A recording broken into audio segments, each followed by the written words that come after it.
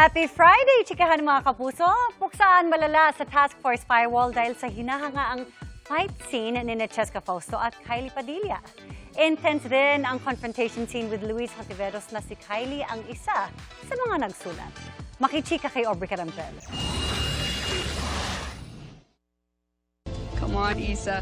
Stop being so dramatic. It was all fun and games. Fun and games. Malandi ka! Ika nga, walang sikretong hindi nabubunyag. At ang secret affair ni na Martin at Leila, na bisto na ni Captain Isa. Ang taas na sana ng respeto ko sa'yo. Isa ka sa pinakamagaling sa firewall. Pero pangkabit ka lang pala. Ha, ganon. Kaya naman, hindi simpleng catfight ang napanood ng mga kapuso sa GMA Primetime. Kundi matinding sagupaan. Sa pagitan ng dalawang agent ng Task Force Firewall. Bakit ba ako yung ginaganto mo, ha? Dapat si Martin! Ang intense na puksaan ng legal wife at third party. Ramdam sa gigil ng netizens online. Ang clip ng fight scene, umani agad ng more than 7 million views in less than 24 hours simula noong ma-post sa Facebook. Samut-sari rin ang good comments kay Kylie Padilla at Cheska Fausto. Pabirong hirit ng isang netizen. Pasalamat ka raw, Cheska, at hindi hawak ni Kylie ang brilyante. Kung ang netizens na pahanga, mas lalo ang co-stars nilang nasa set at napanood live ang kinukunang eksena. Kakaiba yung Cheska doon eh, parang yun yung epitome of... Epitome! Kumusta naman kaya sina Kylie at Cheska after ng take? It's so wet. Ayun! Naglaro pa nga na parang mga bata. Pero syempre, hindi rin nakaligtas sa galit ni Isa ang mister na si Martin, played by Luis Hontiveros. Pakinggan mo ko, Isa.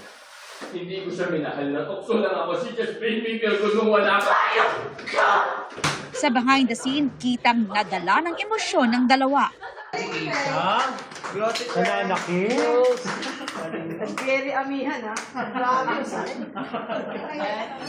Rewarding para kay Kylie na nagustuhan ng marami ang confrontation si ni Isa at Martin. Dahil di lang siya umarte, co-writer pa. Isa, Martin, may kailangan ka bang sabihin sa akin? Isa na tukso lang ako. Sa teammate ko pa talaga. Sa lahat ng babae sa mundo. Gusto mo ako pahiyain sa buong PBI. Gano'ng katagal niya na ako niloloko? May kaunting experience si Kylie sa pagsusulat ng script, lalo na at bahagi siya ng Batch 30 ng taunang free writing workshop ni National Artist for Film and Broadcast Arts, Ricky Lee. Saan ba ako nagkulang? Ha?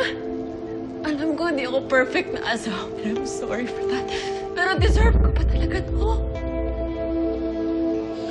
Did I deserve this? Isa, hindi ko siya mahal. Okay, natukso lang ako. Pero ikaw yung mahal ko. Pangarap din niya na maging isang writer at director. Kaya naman may usapan na raw sila ng kanilang direktor na si Rico Gutierrez na bibigyan ng chance si Kylie na mag-direct ng eksena matapos ang matinding revelasyon. Paano na kaya ang sitwasyon ng Task Force Firewall? Lalo't isang ransomware attack sa ospital ang kailangan nilang solusyonan. Yan at iba pa abangan mamaya sa Task Force Firewall pagkatapos ng The Master Cutter. Aubrey Carampel, updated sa Showbiz 7.